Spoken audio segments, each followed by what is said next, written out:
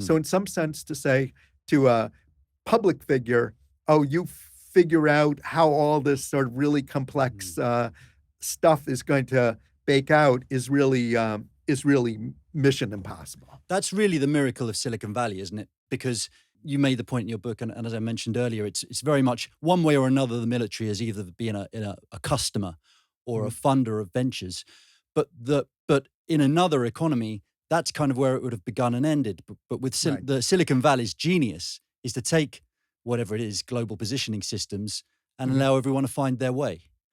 right. And Now, that, yeah, go on. absolutely, that in a way, that sort of serendipity or basically having just a ton of really bright people who aren't afraid to fail and aren't being punished for failing, Hmm.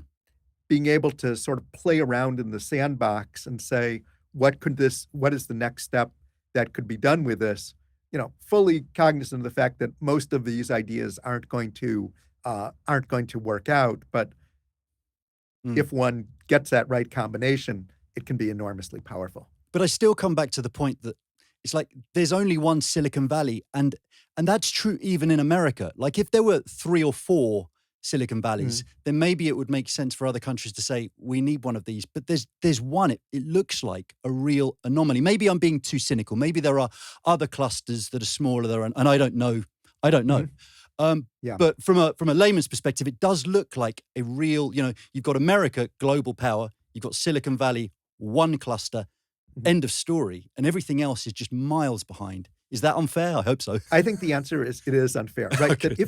if you looked at a chart of, just a pie chart of venture capital and its allocation over the years, you know, exactly if we took the snapshot as of 2001 and looked at it, basically the US would represent 85% of the pie. And once you added in the slices for UK, a little bit of France, Japan, Australia, Canada, right? You were basically at 90, the mid 90s in terms of accounting for the pie. And there was just the whole rest of the world was just a tiny little sliver, right?